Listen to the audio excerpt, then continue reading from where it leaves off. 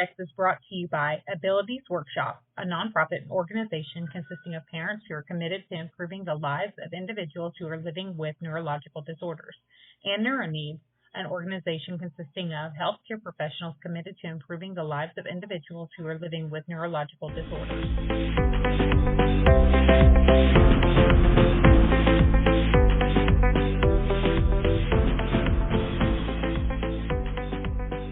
Welcome to the Vortex.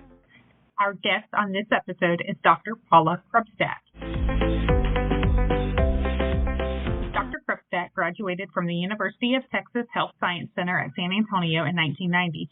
She completed her pediatric internship and residency at Beaumont Army Medical Center in El Paso. She promptly earned her board certification from the American Board of Pediatrics in 1993, and she is also a fellow of the American Academy of Pediatrics. She served as a U.S. Army pediatrician at Fort Hood, Texas, and then relocated to the Woodlands, Texas in 1995. She has since worked as a general pediatrician in various venues, including Texas Children's Pediatrics and Texas Children's Urgent Care. Dr. Kruppstadt also served as a pediatric hospitalist for Baylor College of Medicine at St. Luke's Hospital in the Woodlands, Texas. Dr. Kruppstadt is a certified practitioner of functional medicine by the Institute for Functional Medicine, IFMCP. She is one of only a few pediatricians in the world who are certified IFMCP.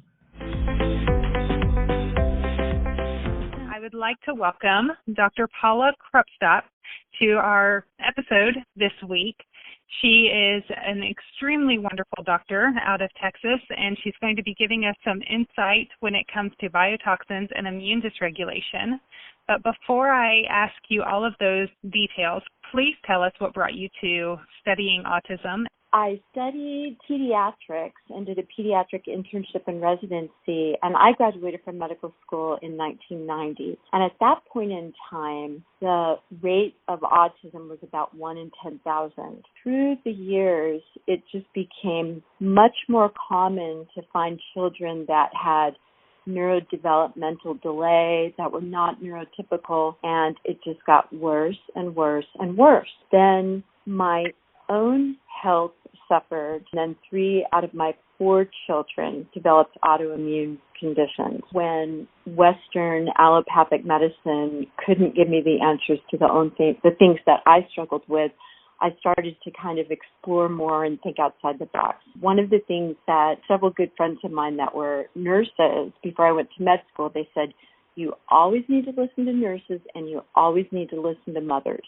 because they know when something is wrong. I listened to that, I remembered that, and when moms would come to me, and as a general pediatrician, I'm seeing these kiddos that are sick, they're developmentally delayed, I just thought there has to be a better way. With my own health crises and then seeing more and more children with chronic diseases, I started looking into functional medicine, and that's a systems biology approach where you look at the whole person. You don't treat medicine in silos like cardiology, radiology, pulmonology, rheumatology, gastroenterology. You put it all together because we are made as a whole person with all these systems working together. And I love kids. That's why I went into pediatrics. That's why I had 4 of my own.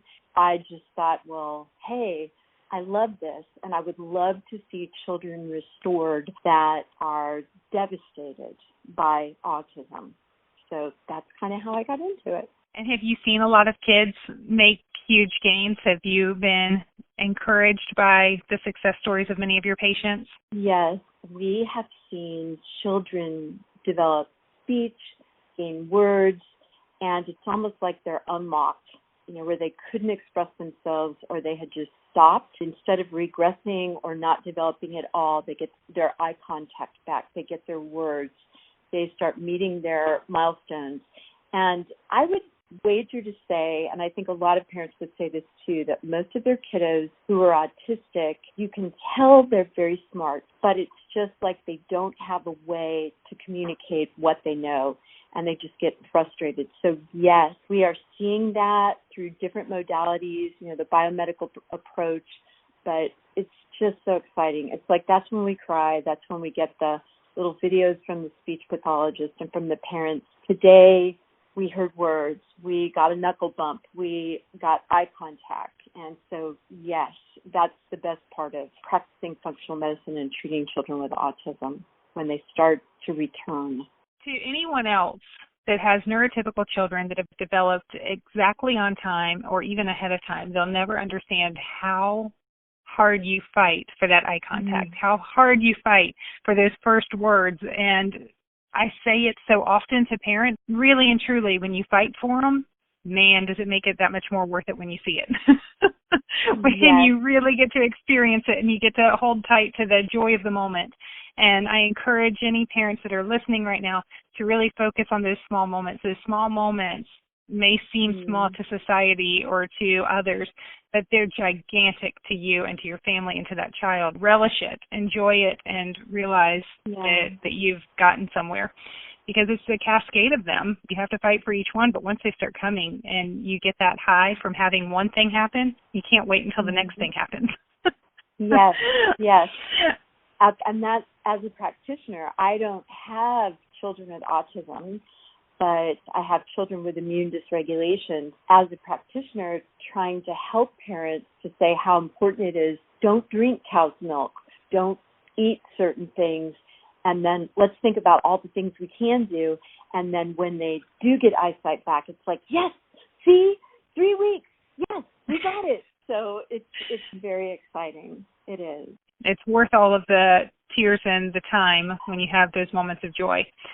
But I want to know, you talk a good bit about biotoxins and immune dysregulation. It obviously hits close to home for you. If you could spend a few minutes and kind of educate us on what that is and why it's so critical for us to understand it better when we're going through this journey with our kids. We just want to make sure that we ask the right questions when we're talking to a doctor. I guess I would first start out by saying everybody is different. There's not one person that is like any other person in the world. Each one of us has different genes. We're born with certain genes.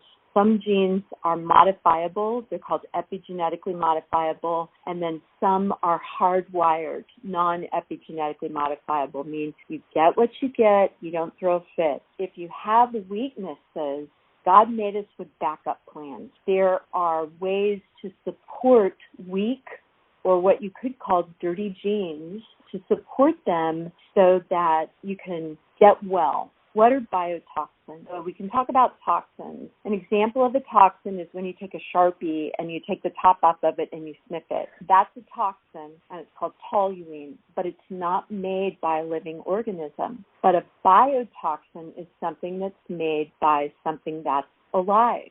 Examples are bacteria. When you get strep throat, some people get what's called scarlet fever. Scarlet fever is strep throat with a rash. The rash is made by a toxin made by certain strains of strep. The toxin is not alive or dead, but it was made by a living organism. Another example is mold or fungus. You hear a lot about candida, which is a type of a yeast. There are multicellular fungal organisms, and we live with that. But one of the things in modern living, now that we have air conditioning, we live in about the same temperature every day of the year, and the humidity is about the same. When I was growing up, we would play outside a lot more. We'd be barefoot, we'd be running around, not inside so much because there weren't as many electronics and all that other stuff. Mold is a living organism, and it makes mycotoxins.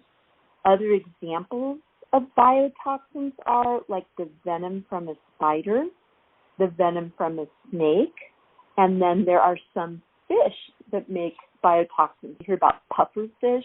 It's a delicacy, but if you get the venom or the toxin in it, it can kill you. Biotoxins are toxins that are made by living organisms. That's what a biotoxin is. Now, how this relates to autism, in 2017, there was a really nice study published by the Italians that showed it was the first evidence-based article. I think it was published in the Journal of Nutritional Neuroscience or something like that. I'd have to look it up. And since then, there's been more and more. But there's also a huge body of data showing that when people live in a water-damaged building, When we think of water damage, think of a flood or a hurricane or a toilet that overflows. You don't just have mold, but you also have bacteria. The molds make the mycotoxins, and then different bacteria make something called endotoxins. Certain types of bacteria punch holes in our gut, just kind of simplistically, and those endotoxins go through the gut-blood barrier and they go through the blood-brain barrier. So there's little proteins that separate the gut from our bloodstream and our brain from our bloodstream. In about 25% of the population, there is a certain genetic makeup, and this can be ordered through LabCorp or Quest. It's a combination of 5 different genetic markers. Those 5 genes can determine if a child or an adult body has an inability to dial down, to take a hold and fight off biotoxins. If you're one of the 25% of the population that can't do that, then what happens is the immune system sees that biotoxin and it goes on high alert and it stays on high alert and it can't turn itself off. So identifying if you're vulnerable via the blood testing, but also by symptoms, and I basically test every child who comes into my practice for mold and biotoxin illness by doing 2 labs. A lot of people talk about doing urinary mycotoxin testing. I find that you're already spending a lot of money anyway.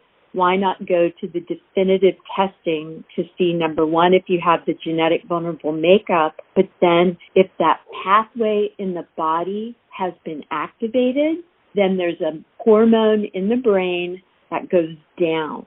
And so your brain and your immune system are on high alert, and then a big regulatory hormone goes down, and then all kinds of bad things happen.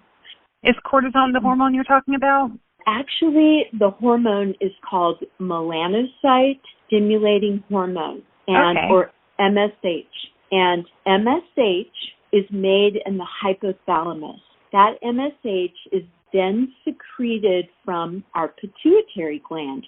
And the other stuff that comes out of our pituitary gland is growth hormone, thyroid stimulating hormone, also what tells our adrenal glands to function, and cortisol comes out of the adrenal glands, but it's called ACTH, or adrenocorticotropic hormone. There can be clues that this MSH is low by looking at all of those other hormones that come out of the pituitary gland. So growth failure might be part of it, what people call adrenal fatigue.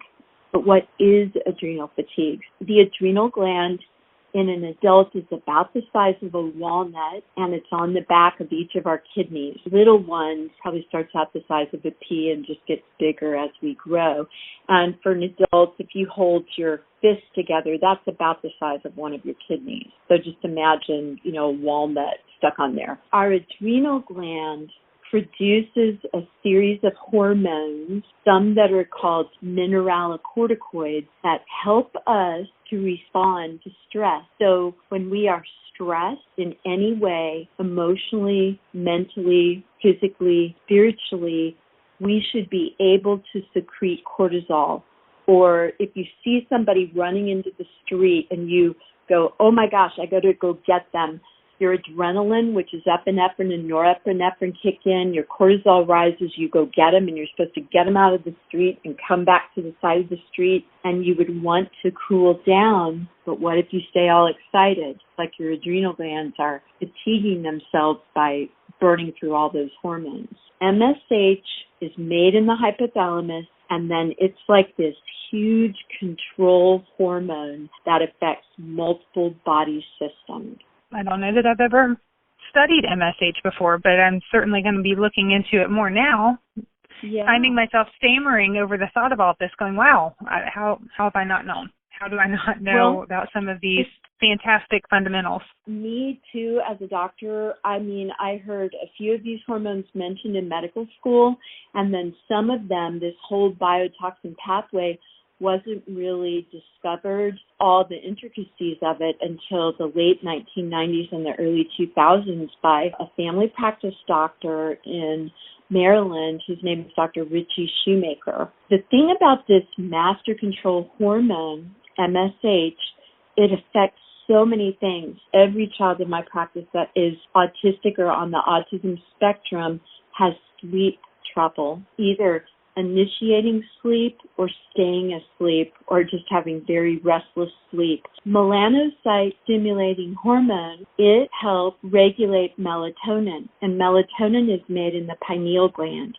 So when MSH goes low, melatonin production falls. It leads to chronic non-restorative sleep. Melatonin causes our body to cool down while we're sleeping. It allows our body temperature to go down so that we're able to be cool and to sleep. One thing when MSH is low and melatonin production is low, a lot of times people wake up at 2 or 3 in the morning and they're hot and they're sweating.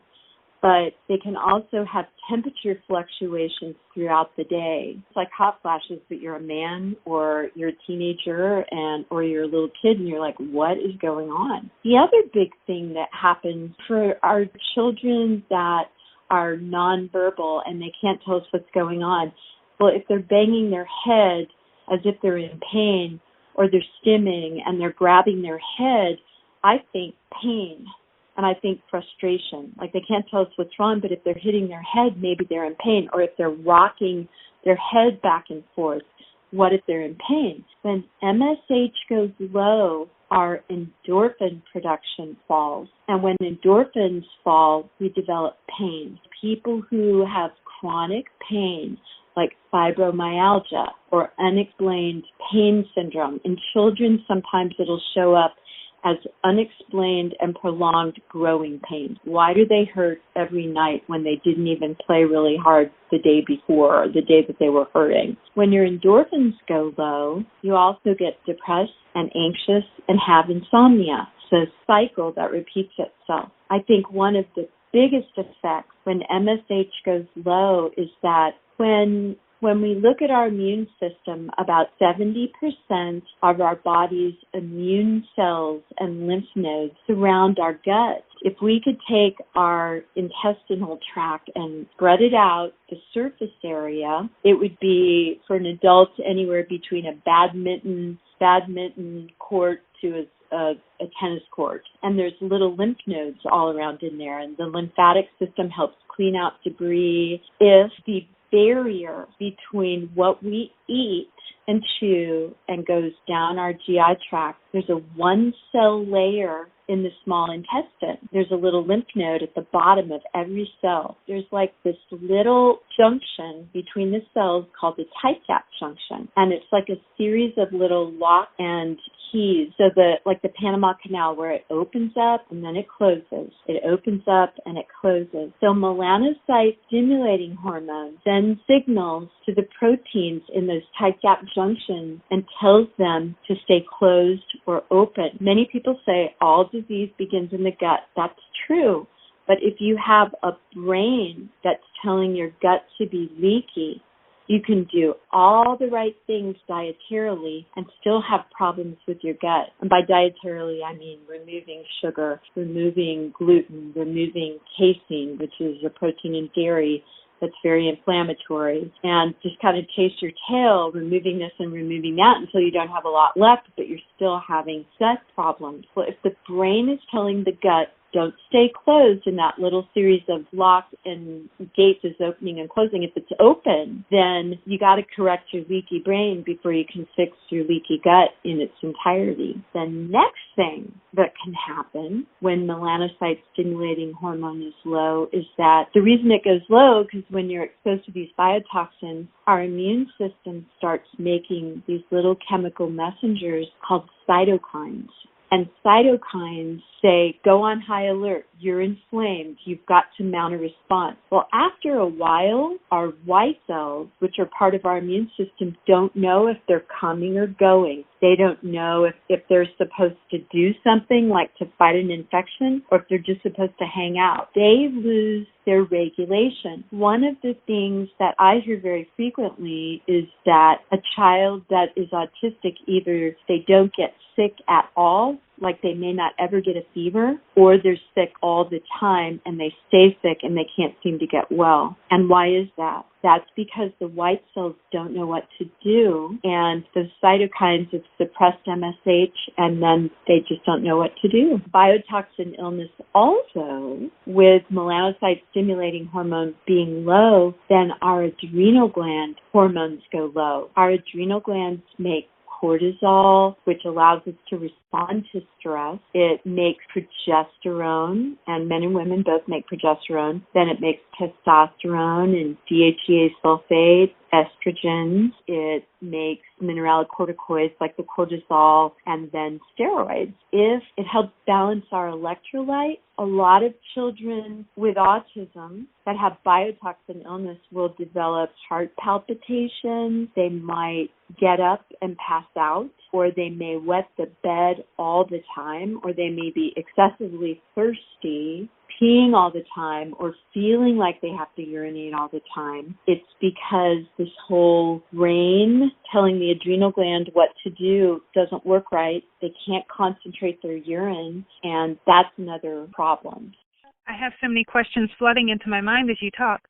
You've mentioned that 25% of the population has this deficiency where they're not able to fight off these biotoxins properly, which end up creating a response that causes our body to be in distress, for lack of better words.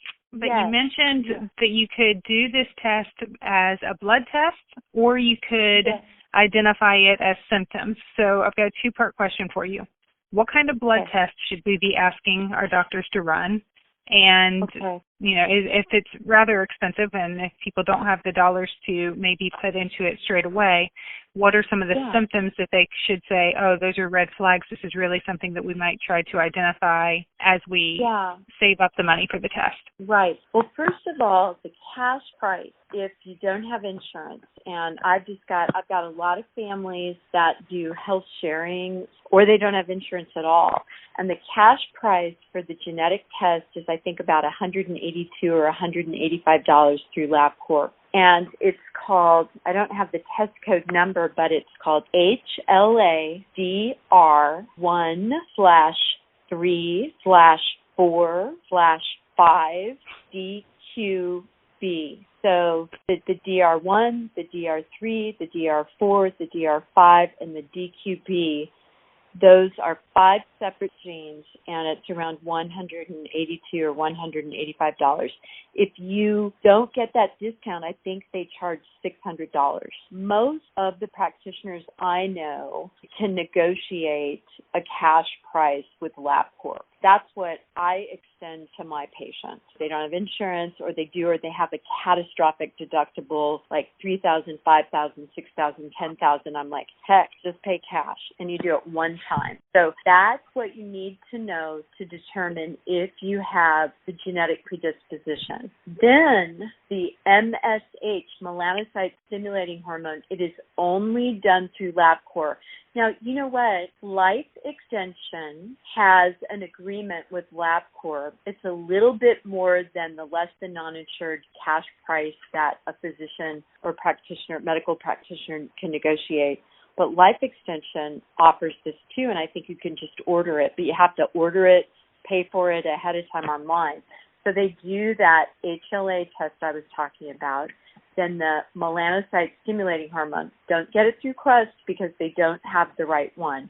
You have to have a particular reagent that's in the tube. I think it's called Tracol, stuff that is in the little tube that you collect the blood in. So I do those two at a minimum. I do the HLA and the melanocyte-stimulating hormone, and I think MSH is 85 or 80, something like that.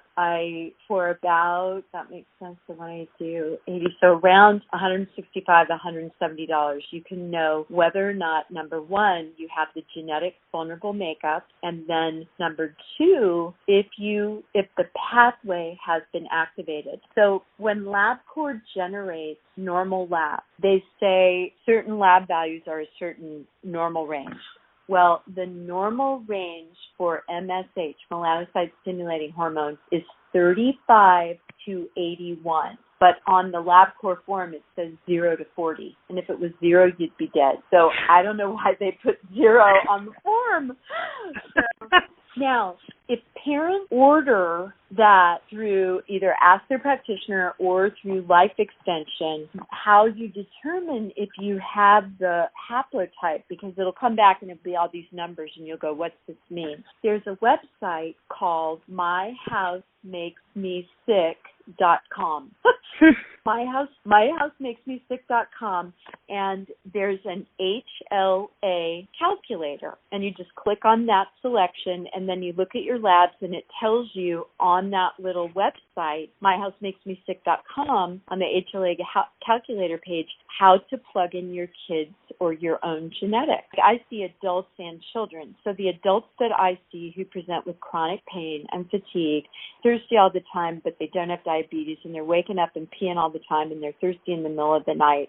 And I think, I think you might have this. But sure enough, usually we find out, and then it's like, okay, what do we do? And that's a whole different ballgame. That's what moms and dads could do if they want to find out. And it doesn't take a huge amount of blood. I think the youngest child that I have identified in my practice that had mold or biotoxin illness was 7 months old. There's some neurologic signs too, like depending on how bad it is. Some little children, and this little girl was completely neurologically normal, except for she was making, they look like a tick type of a thing, but she would take both of her hands and form a C and turn her hands almost palms up. She had this biotoxin pathway, and it turned out the family had lived in a moldy place while mom was pregnant, and the baby had the genetics, so did the mama. The daddy was fine, but then one of the hormones in this entire cascade was abnormal, and it caused her to get these little claw-like hand formations. We went so far as to send her to a pediatric neurologist, and we worked her up, and sure enough, it was this mold and biotoxin illness. But I live in Houston, and we had Hurricane Harvey in 2017. The kids are presenting now that have had health problems, but it's just gotten worse and worse and worse when they haven't been able to leave their homes, or their homes were remediated, but they weren't done. It wasn't done properly. Or the home was remediated, but they had the genetic vulnerability. Their house got mold in it. The pathway was activated, but nobody helped pull him out of the pit and treated him for the mold illness. Now I have another flood of questions for you.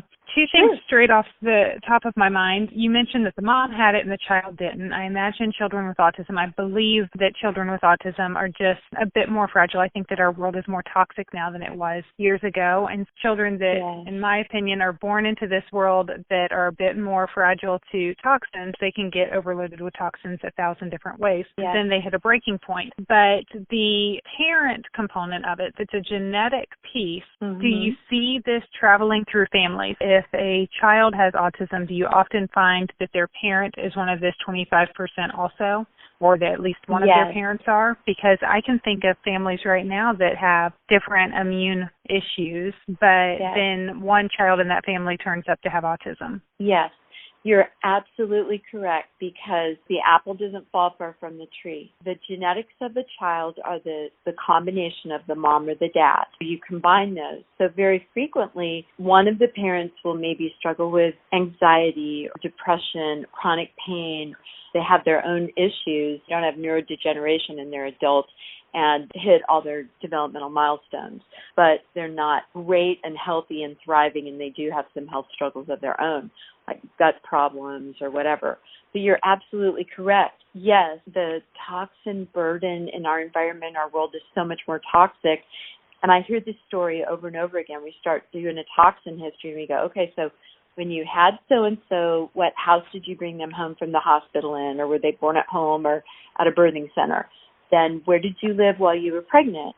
And, oh, yeah, I lived in a 100-year-old apartment in New York City, and then we moved to Houston to this brand new place. But we all had congestion, and we were full of snot when we lived in this apartment. It bathed the baby in the womb with low amounts of melanocyte-stimulating hormone due to the high toxins that were in mama, and it activated the pathway in utero. So when the baby was born, it already had a low melanocyte-stimulating hormone. In my experience, since I learned about biotoxin illness, once you learn about it, you start seeing it. So what you were saying as far as symptoms, I would say brain fog, blurred vision, ringing in the ears, heart palpitations, headache, dizziness when you stand up rapidly, frequent urination, unstable temperature, disrupted sleep, either the wired and tired where you lay down but your brain won't stop and you can't go to sleep, or you're exhausted and you fall asleep but then you wake up at 2 or 3 in the morning and you can't go back to sleep again. Pain, chronic pain, joints that hurt, or weird pain like stabbing, ice pick pain, or thunderbolt pain. TMJ, PMS, fibromyalgia, word recollection. Your brain just doesn't fire like it should. So those are all kinds of the things. But if you have a kiddo who's autistic and you can't really know what's going on, if you see stimming, if you see tics, if you see head banging, or they're pressing their abdomen against a chair, or they have horrible diarrhea alternating with constipation, or they have constipation, huge poops that clog the toilet and then diarrhea, or they're failing to thrive, or they'll only eat one thing. It's so common. And once we realize, for me as a practitioner, it's totally changed my practice. And sure enough, when I started testing, it's like, oh my gosh. And then we start treating, because you're like, well, how do you get out of this mess? A binder. We talk about detoxification, but I usually use a prescription binder called cholestyramine. It's a bile salt sequestrant, but you can use activated charcoal, bentonite clay, humic and fulvic acid, silica, apple peck. There's all kinds of ways to bind these mycotoxins. You have to check your house, find out, because mold can be invisible. You may not smell anything, you may not see anything, but you just, you have to test your house, and that's a whole other conversation. That was exactly my next question, was how do you treat this, and what are the results of treatment? How long does it take for you to start seeing improvement? Is it something that you might have to deal with for the rest of your life, or is it something that you will eventually be able to overcome? I will just tell you with great joy and great hope that this is something you can overcome. But because it's genetic and it's always that immunologic immune system that goes on fire, there's a recovery pyramid. The bottom of the pyramid, the first thing you have to do is you have to remove yourself from the exposure. There are a couple of ways to test it. You do not go to Home Depot and buy some little Petri dishes and grow mold on it, because if you set out a Petri dish, it's going to grow mold because there's mold in the air. What you want to do is you want to do a DNA type test that looks at all the different types of mold in your home. I would not pay a mold inspector to do the initial evaluation, because a lot of times a mold inspector will come into your home, they'll set up a little machine, and it will cycle air through it, and they'll measure the number of spores in a room. They'll check outside and they'll check inside in each different rooms of the house. There's not one study published that correlates the number of mold spores with the degree of human illness. But there are over 12,500 data sets, even more than that, of people who you can correlate what's called an environmental relative moldiness index, which is where you take a little dry microfiber cloth and a set of sterile gloves, and you go around your home and you go high. You go high because you want to get the samples of dust that's around your home. Like you never test in the kitchen room, you never test in the bathroom, and you never test in the laundry room because the relative humidity is higher in those places. So you're going to have more mold spores. But our air conditioners, they are a humidity control mechanism. We have dehumidifiers built into our air conditioning system. You want to probably get up on a ceiling fan and you take the little microfiber cloth and you wipe one direction. You don't rub it back and forth. You wipe one direction on each blade and you use one cloth for the entire home. There's two companies that you can order these little kits from. It's called an ERMI, Environmental Relative Moldiness Index. One of the companies is called Biomic, Enviro, ENVIRO, and then all the same word, BIOMICS.com. EnviroBiomics.com. And then there's another company that does the same test called Mycometrics, MYCO, like mycotoxin, METRICS.com. And I don't know cost-wise, but the ERMI is, I think, around $240. You do it yourself. I always tell people, do it yourself. There's even like a little chain of custody, and a lot of people think, well, oh my gosh, what if we find mold and then we're going to have to disclose it when we sell the home? Well, it's so common in Texas and in Florida and in so many places. If you have to have it remediated, then you just get a certificate of remediation and you sell your home. You have to be very careful with who does the remediation. But basically, number one, you test your home. And the ERMI check for 36 to 38 different species of mold. There are 5 strains or 5 types of mold that are particularly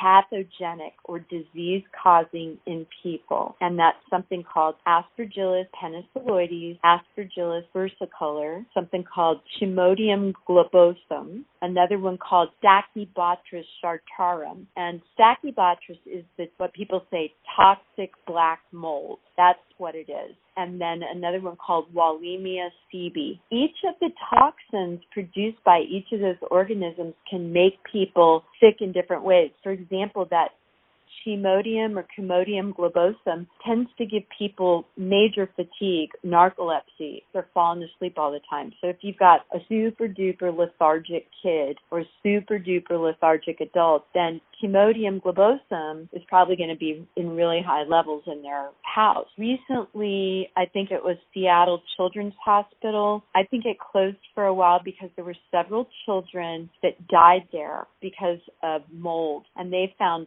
toxic, I think it was Stachybotrys chartarum in their ventilation system. So people can just look that up. You have to be very, very careful. And there's a whole science to indoor environmental air quality. So when we just talk about healthy living, we talk about the quality of our water. We talk about the quality of our air. People talk about getting air purifiers. I usually recommend when folks get air purifiers that they make sure they have 2 things in their air purifier. You want something that has ultraviolet light, because ultraviolet light kills things that are alive. So when UV light hits bacteria, it makes them explode. And when UV light hits mold, either multicellular mold or single-cell spores, they explode. But then they release all their toxins. So what are you going to do with that? Second thing you look for is ionization. And you can get ionization with either hydrogen or oxygen. I love a company called Air Oasis. Frequently recommend something called, here I am, I'm giving them a free commercial, Personal Eye Adapt Air. And it has 3 things. It has the HEPA filter, but see, HEPA filters go down to 3 microns, which is very small. But all these little biotoxins, they're called microbial volatile organic compounds. They are up to 1,000 times smaller than what a HEPA filter will gather. I recommend that moms and dads get this little personal eye adapter and put it in their kiddo's bedroom about 6 to 8 feet away from their bed, away from their head, because we also need to be concerned about electromagnetic fields, or EMF. That's what I recommend, and that will clean the air. The beautiful thing is when you treat this, what happens is if there's stimming and ticks, usually it becomes much less or they'll go away. I recently partnered with a pediatric neurologist here in Houston. It was so cool. I was so happy. She called and she said, hey, we share some mutual patients and they're getting better with all these supplements and vitamins and things. And can you tell me about it? And I'm like, I'd love to. She's a mainstream allopathic pediatric neurologist. In Houston, there's 2 big children's hospitals, and I used to be on staff with Baylor College of Medicine and Texas Children's Hospital. So when I got my functional medicine certification, people who knew me knew, okay, she's good, whatever. But then they were like, well, what's going on? What are you doing? This physician, so she's a neurologist, she treats kids with autism. She treats children with seizure disorders. She treats children that are not neurotypical, and she started testing for this mold and biotoxin illness. You've got to understand, her population of patients is skewed because they're coming to her for neurologic issues. Every single one of her patients, except for 2, have tested positive thus far, and almost all of them are getting better. Their seizures are going away. Their tics are stopping. They're getting their eye contact back. She's learning about the gut and all that too, and it's just so cool. And it's just so wonderful to be able to see the progress. It depends how long a person's suffering with biotoxin illness, and if they're in a home that is still a sick building. The way we treat it is we use either non-prescription binders or prescription binders, and this is where you have to have a physician who is familiar with this and knows what they're doing. There's a website called survivingmold.com. On the top browser, it says Find Certified Physicians. I'm kind of embarrassed to say this. I've done the proficiency partner course, but I haven't taken the time to take the test. But I know what I'm doing. It's just that I'm too busy treating patients to take the stupid test. Go take the test. I need to take the test, so I'm not even listed on the site. But there's certified practitioners, and then there are proficiency partners. So you can go on that website and find doctors. There are a lot of people that are not MDs or DOs, that are not medical doctors, doctors of osteopathy, but there's some chiropractors, some nutritionists, some acupuncture therapists, there's some physical therapists, there's nurse practitioners, and it just depends, and they can help you. It's very prevalent, and when we find it, people get well, or they recover. You ask, can you recover? Yes, you can recover. All your life, you have to be very careful to not place yourself in a place of exposure. If you're going on a trip, you may need to take a binder with you and take your little air purifier. I'm neurotypical, but I have this. I have chronic inflammatory response syndrome. When I travel, I take my little personal eye adapter and I set it up in the hotel room so that it'll clean my air. I take a binder with me, and there's all different kinds of binders, prescription and non-prescription. You measure different hormones along this pathway. When you get to the top of this pyramid of recovery, what happens is these mycotoxins and biotoxins, they poison our mitochondria. And mitochondria are the batteries or the powerhouses of our cells. And all mitochondria have something in them called the sarsen-ricin loop. So people have heard of sarin gas. Sarin gas is a neurological toxin that poisons the sarsen-ricin loop in people, and then they die. It's a biotoxin. When you get to the top of the pyramid, the mitochondria turn on. They've been poisoned. They've been functioning at their lowest level. And some of us with kids that have autism that are very full of energy, but it's like they're not all there cognitively. And when they resolve, it's all of a sudden you can see them understanding. And it's like those mitochondria in their little brains start to take hold. They start learning new information, and it's not echolalia, it's spontaneous speech.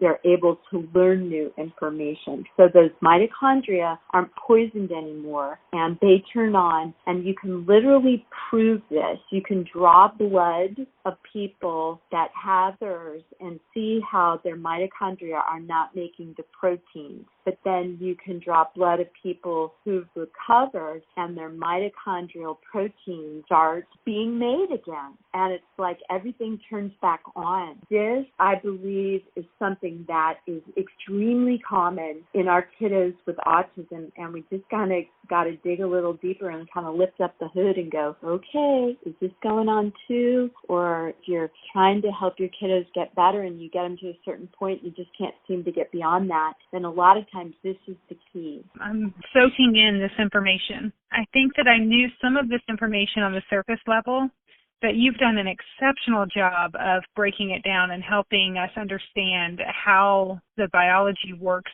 and how the systems interact with one another and why the different elements domino.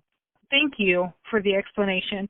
And I do have some parent questions I want to ask you, but before I do, I had one last question. If a parent learns that their child is in this 25%, and you've already told me that there's binders that you can use air purifiers, you can be smarter about it.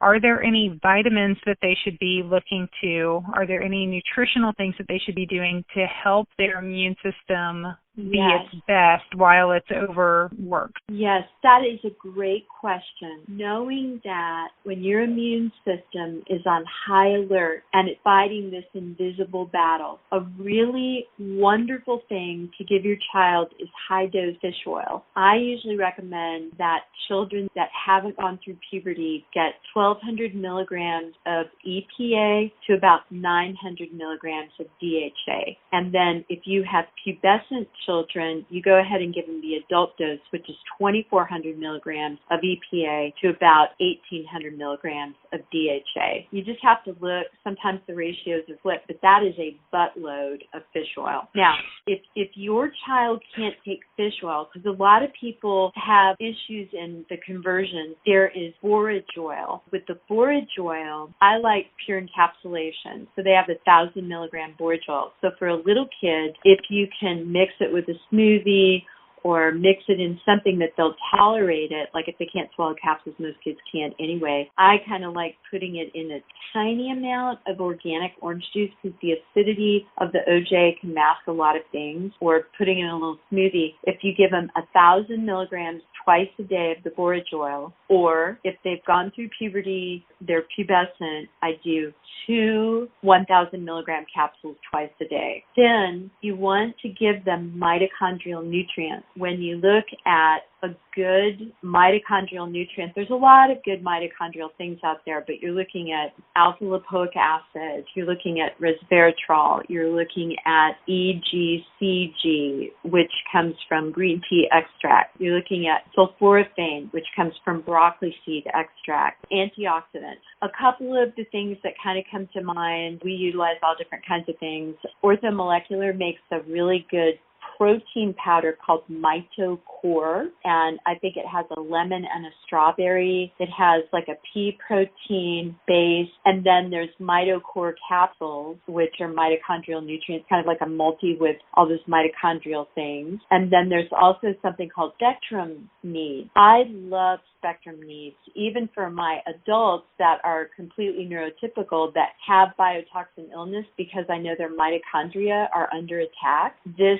Spectrum Needs, I think it's by, I forget who makes it. It's like Life Needs or something. Spectrum Needs is a powdered multi that's designed in 2 flavors, either lemon or berry, that an adult can take it, and it's got the dosing on the canister, and it's sweetened with monk fruit, possibly a little stevia. You can mix it with water and just kind of sip it, and I always recommend mitochondrial nutrients in the morning. High-dose omega-3s at those ratios, or the high-dose borage oil, as I described, and then a good multi, it's called bioavailable bioavailable B. So not, when you look at it, it should say methylfolate or 5-methyltetrahydrofolate and methyl or hydroxyl or adenosylcobalamin. And instead of vitamin B6, pyridoxal or pyridoxine, that's not bioavailable. You want pyridoxal 5-phosphate.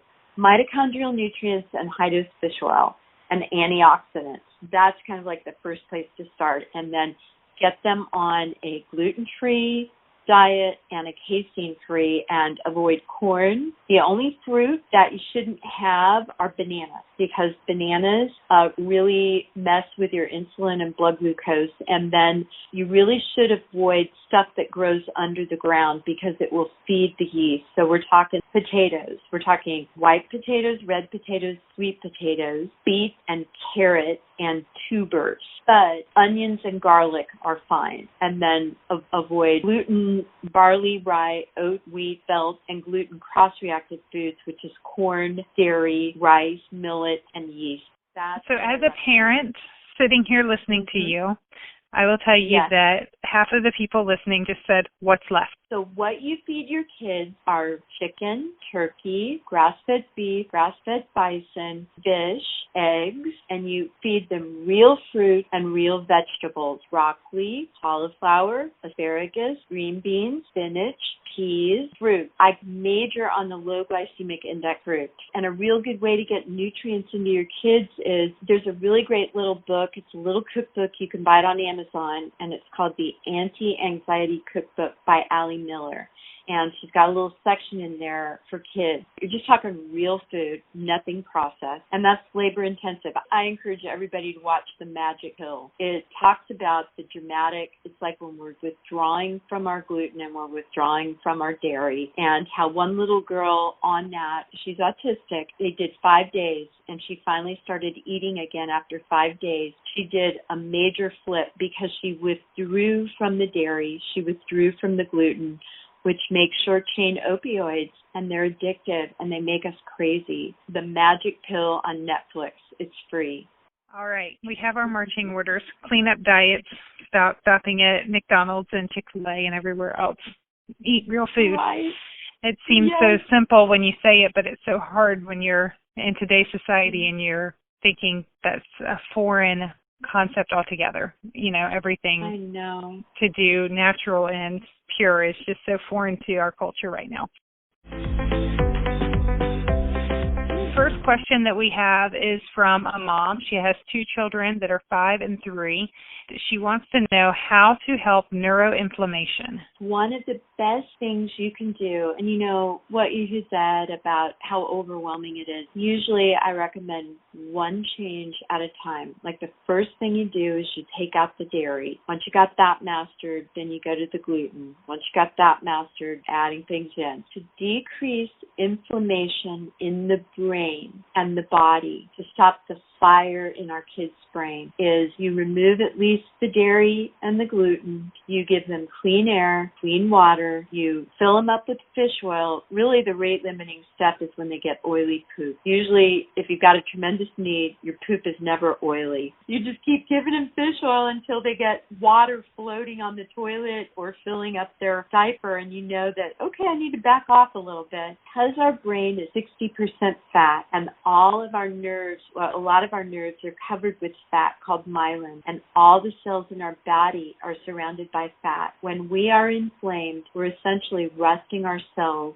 from the inside out. So pouring in those omega-3 fatty acids is so important. Those 3, you know, the diet, the milk, the gluten, and the fish oil is a great place to start, and that drives down neural inflammation. The next question, I guess, somewhat similar to that one, but this mom has a 3-year-old, and her question was, can chronic brain inflammation be cause for autism, and anything to detect and cure it?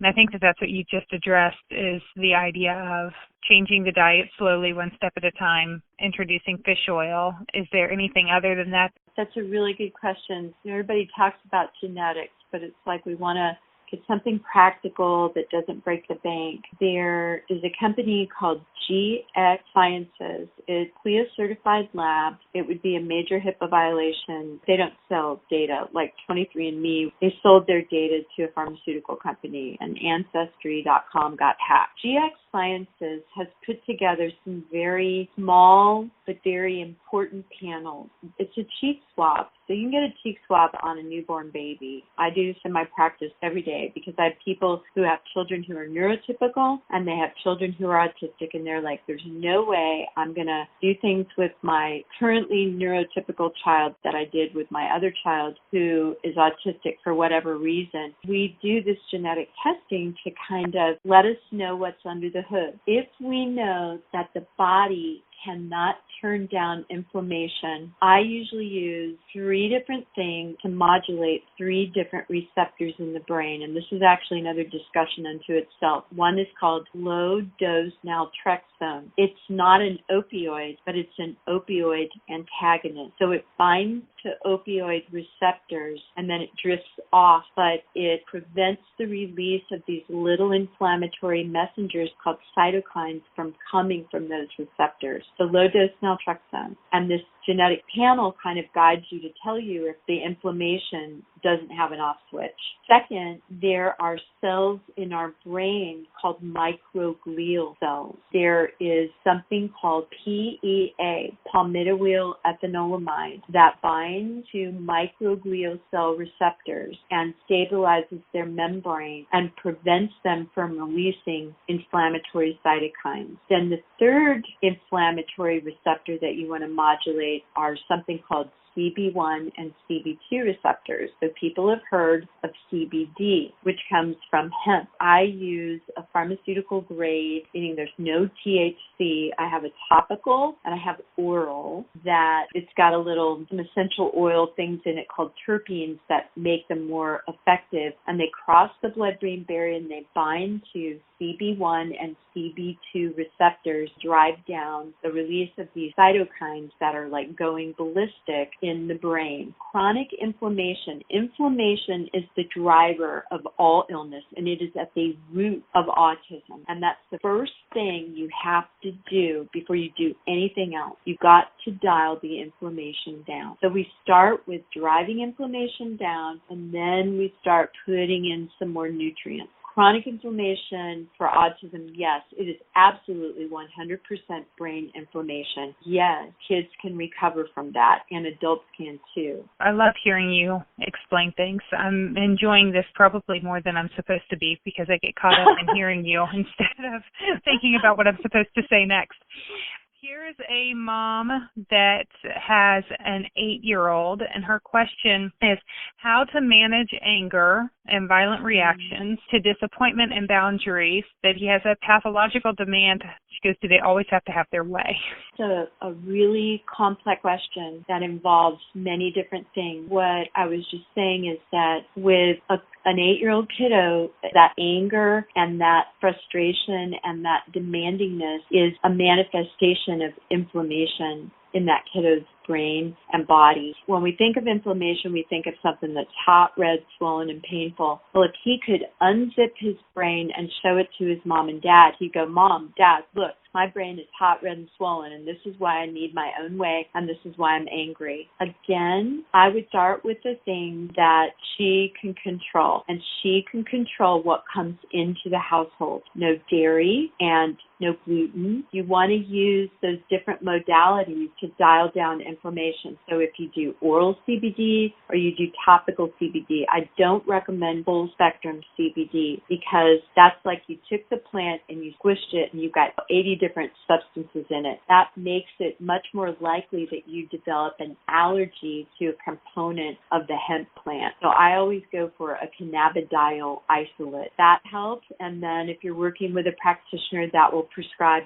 topical low-dose naltrexone. That's good. And then that palmitoyl ethanolamide, PEA, then fish oil. The other for the 8-year-old is I'd start using magnesium. Get them in an Epsom salts bath. Do 1 cup of Epsom salts, 1 cup of baking soda. It'll make the water a little alkaline. And magnesium, it's calming, it's relaxing. If you can get your hands on some magnesium L-threonate. Magnesium L-threonate crosses the blood-brain barrier.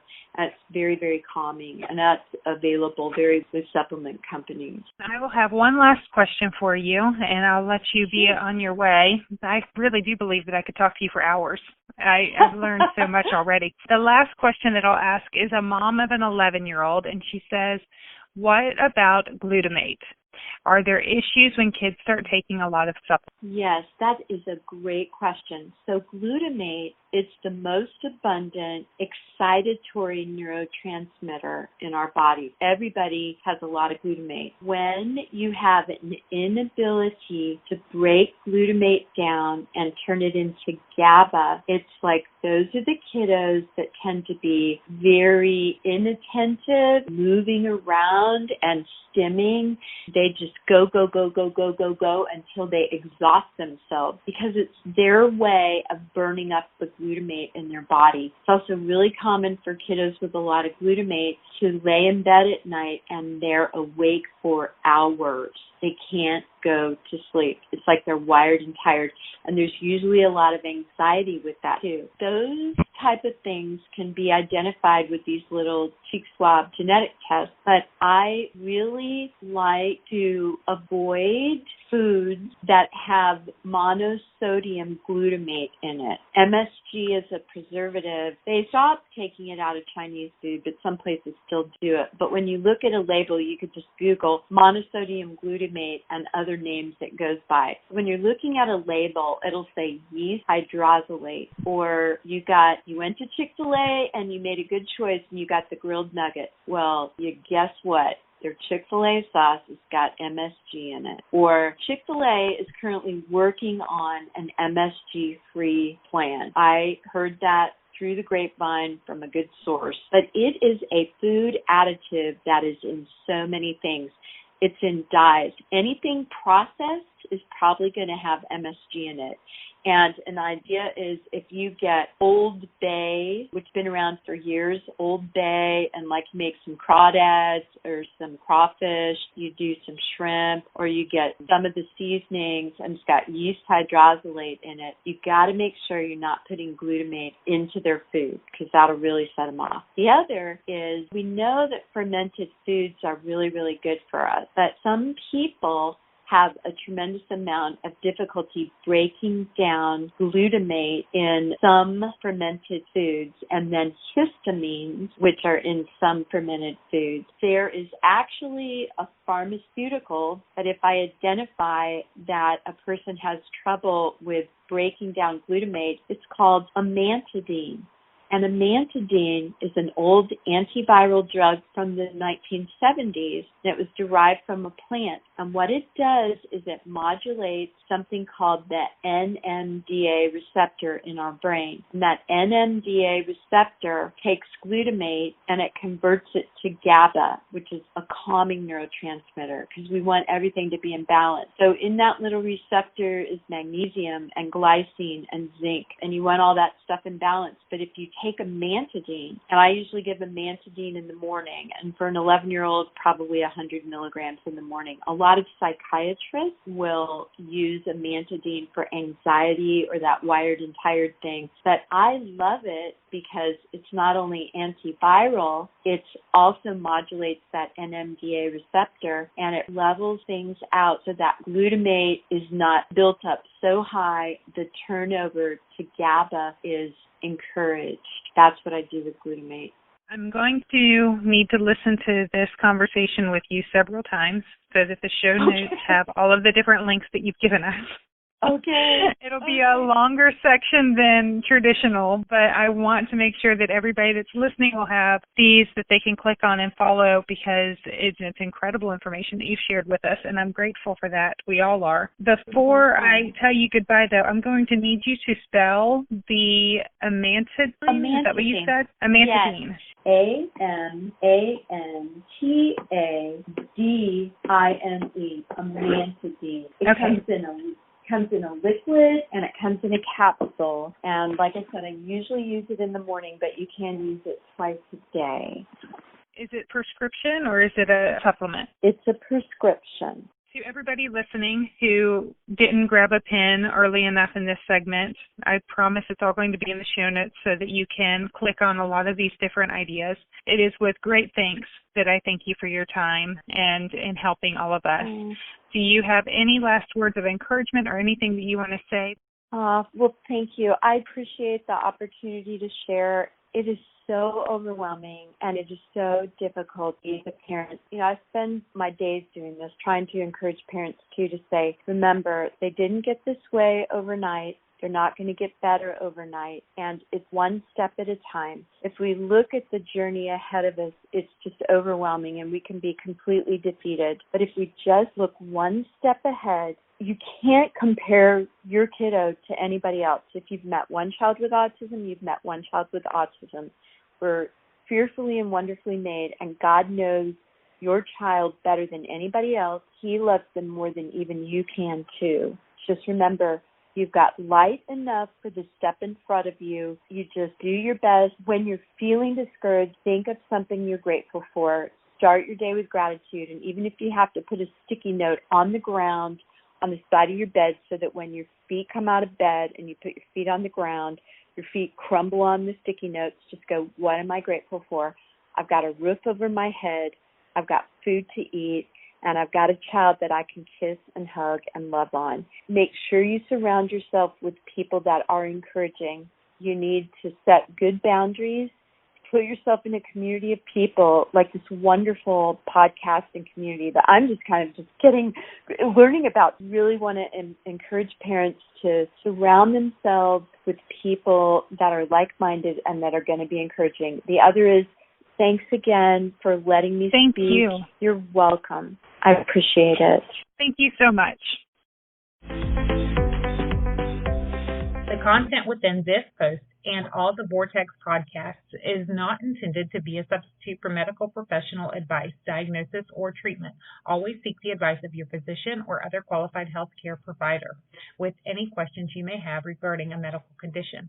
Never disregard professional medical advice or delay in seeking it because of something you have read in this blog or heard on this podcast.